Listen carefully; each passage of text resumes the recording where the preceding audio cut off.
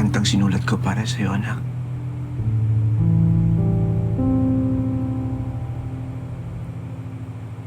Walang araw na hiniling ko sa Diyos na sana buhay ka pa.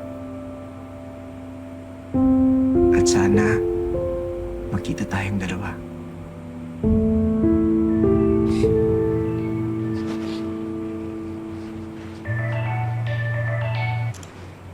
Mr. Montebel de Sam. Yes, I can provide those photos. Just do everything you can to find my princess, please. Arigatou gozaimasu. Thank you.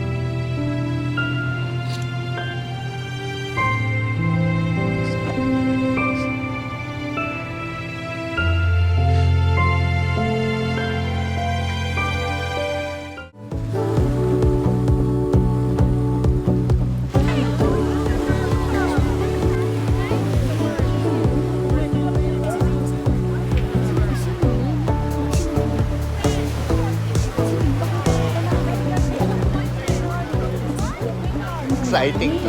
Ang daming bisita. Hello! Hello! Alam mo, sobra sa'yo ko. Paharap rin ito ng lola mo eh. At natupad rin. Yes, at saka yung bucket list. Kasama. Ay, naku. Check ko natin. Ayan na yung mga kasama natin. Nag-aantay sila. Natupad na rin ang bucket list namin. Eto na, magsisimula na tayo.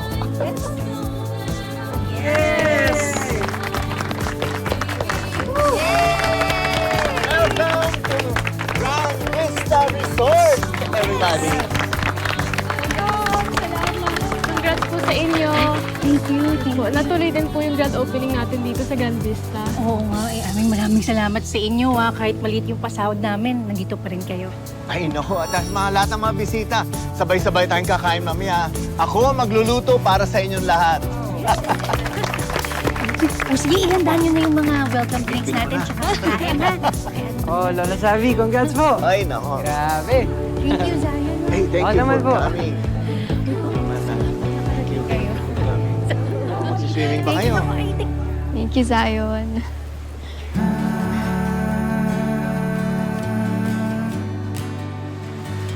Naaalala mo pa ba ang mga araw na tayo lang dalawa ang magkasama?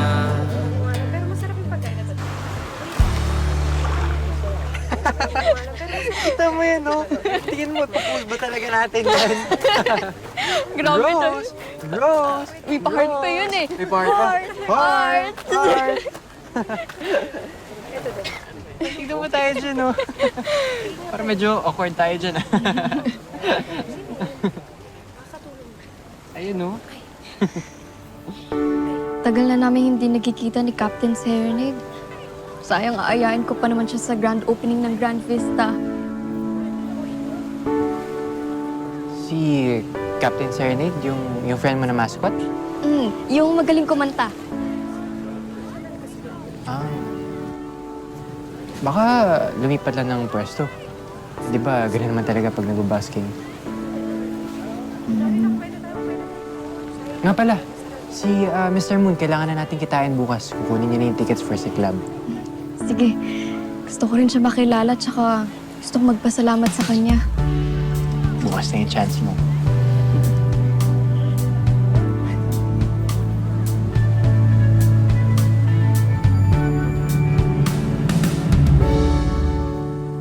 Pinost ni Angel yung toke-toke video ng Grand Vista na tinayo nila ng family niya.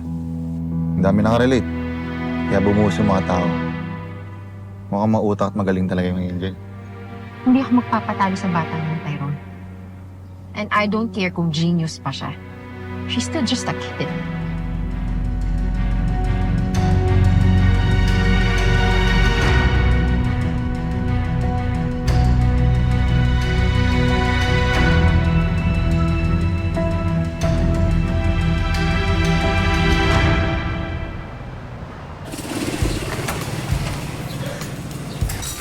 Alam mo, ang weird nitong si Mr. Moon.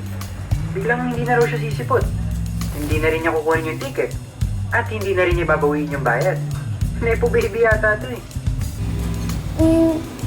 Kung ganun pala na hindi na pupunta dito si Mr. Moon, kahit wag ka na sumunod dito, Zion. Bibili na lang ako ng cake mabilis kasi may guest kami sa Grand Vista na mag-60th birthday treat ng resort.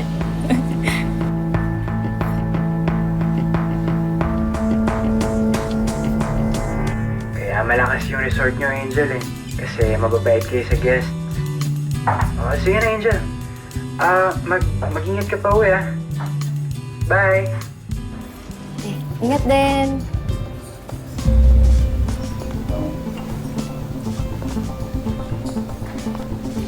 So it's you, Angel of Grand Vista Resort. I'm Serena of Monteverde Group of Hotels. Opo, kilala ko po kayo. Really?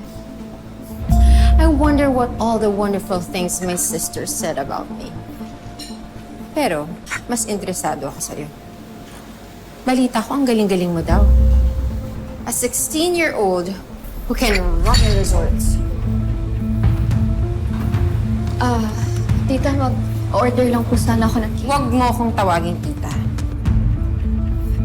Hindi mo ako tita. Hindi kita kaano-ano. Alis na lang po ako. Huwag mo akong tinatalikuran. Kinakausap pa kita. Ano po bang gusto niyo? I want you and your family out of Solmera City. Gusto kong malugi ang resort ninyo so I can buy it for Monteverde Empire. Sikat lang naman po yung resort namin dahil sa sunset. Maliit lang po yung resort namin compare sa inyo, kaya sana po patas kayong lumaban. And what exactly do you mean by that? Alam na po namin ni Mama Bebe at ni Lolo Sabi na kayo yung nag-utos dun sa mga bata para sirain yung resort namin. Mag-ingat-ingat ka sa mga sinasabi mo. Lalo na't wala kang ebidensya. Hindi naman po kami magdedemanda. Gusto ko lang po malaman yun na alam namin.